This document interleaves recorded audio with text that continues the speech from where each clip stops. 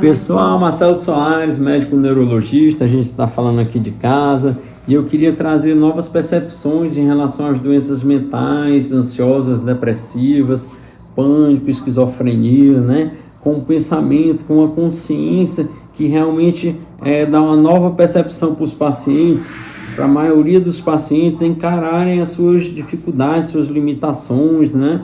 Então, assim, por exemplo, a gente atende muito paciente suicida, depressivo, com perda de interesse, sem entusiasmo, né? Nas atividades de vida diária, até para fazer pequenas coisas fica um pouco difícil, né? Então, assim, alguns sentimentos depressivos mais frequentes seriam a depressão não, a culpa, a mágoa, o ressentimento, o ódio, a irritabilidade.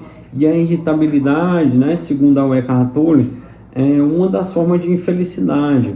E aí no outro polo a gente vê as pessoas vivendo no futuro na forma de ansiedade, medo, perca de esperança. Então tudo isso são sintomas depressivos que causam comprometimento no trabalho, nas atividades de vida diária, ou nos estudos, nas universidades, e as pessoas se sentem muitas vezes presos àquelas cadeias de pensamentos que vão gerando cada vez mais tristezas, sentimentos, emoções destrutivos, crenças limitantes, por elas não terem consciência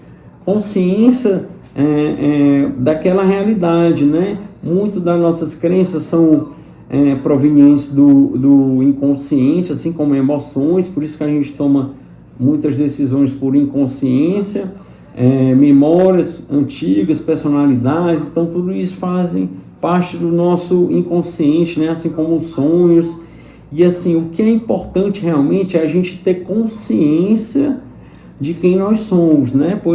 Porque nós somos uma consciência que se tornou consciente de si mesmo. Essa consciência, ela só existe no momento presente, né? O passado e o futuro são projeções da nossa mente. Eles não existem. Eles fazem parte do processo patológico do ego e, portanto, só geram desestruturação familiar, doença, maldade, infelicidade, sofrimento, tudo que não traz nenhum valor mesmo significativo para a humanidade. Então, assim, quando a gente vai conversar com um paciente depressivo, a gente quer investigar profundamente os sentimentos e tudo, e a gente vê com muita frequência aqueles pensamentos perturbadores, né, frequentes, anormais, doentios e que não são de Deus, e a pessoa acaba acreditando que ela é aqueles pensamentos, né? Só que ela não é aqueles pensamentos. Nós somos uma consciência, que é o espaço entre os pensamentos, que traz muito mais clareza mental, e essa consciência, por exemplo, é o espaço entre os pensamentos quando a gente faz um processo meditativo, né? Existe esse processo, esse distanciamento entre os pensamentos, que é de consciência, que é, na verdade, uma essência divina com a qual nós nos conectamos com o Criador, com a divindade, não é isso?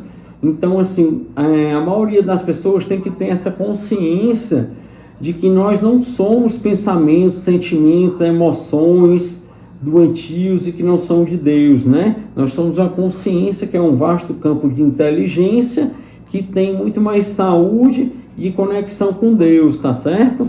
Então, assim, por exemplo, quando a gente atende um paciente com síndrome do pânico, é muito comum ele ter aqueles pensamentos perturbadores, de medo, de nervosismo, de palpitações, né? Medo de estar infartando, e a gente pode trazer uma nova percepção da realidade para ele no consultório mesmo, e ele sai de lá com uma visão, assim, uma caracterização da doença bem mais leve, bem mais inteligente, bem mais sábia. É só você realmente passar essas informações, esses conhecimentos que transformam realmente a doença do paciente.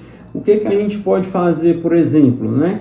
Que eu falei para você, que o passado e o futuro não existem, então tudo que existe é a consciência que está presente no momento atual.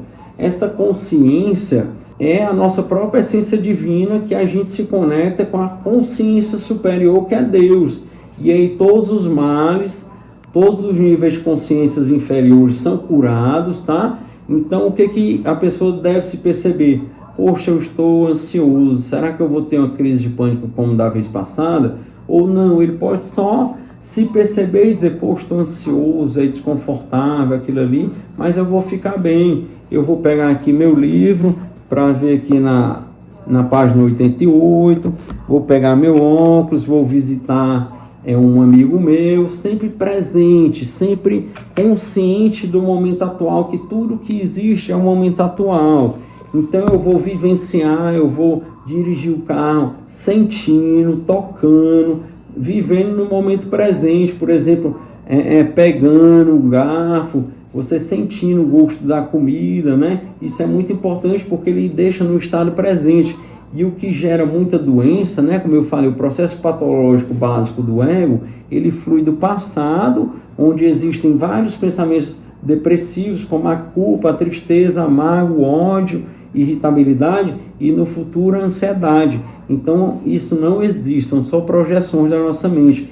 Então quando nós estamos conscientes, com a consciência de que estamos no momento atual, né? Esse é o estado de saúde, porque tudo que existe na nossa experiência como ser humano é o presente, é aquele momento no qual nós estamos vivenciando.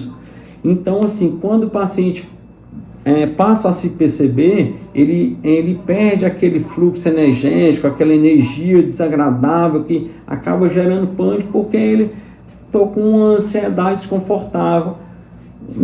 Meu coração não está disparando, eu não estou ficando com desconforto respiratório, tremores. Por quê? Porque ele se tornou consciente de si mesmo, daquele aspecto emocional que ele estava experienciando. E a partir de então, aquilo não teve mais poder sobre ele, porque ele passou a apresentar uma interpretação sobre toda a realidade ao seu redor. E dessa forma, as crises vão ficando cada vez mais leves, e o paciente vai precisando cada vez menos de tratamento medicamentoso, tá certo?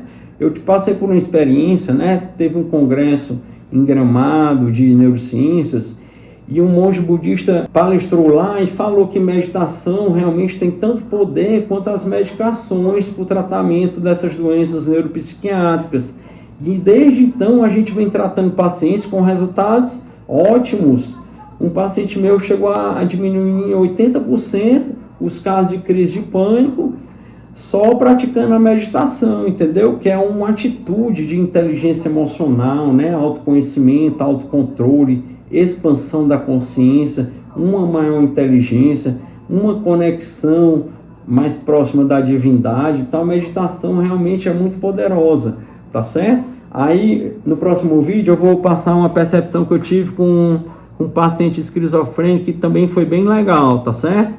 Até mais, gratidão.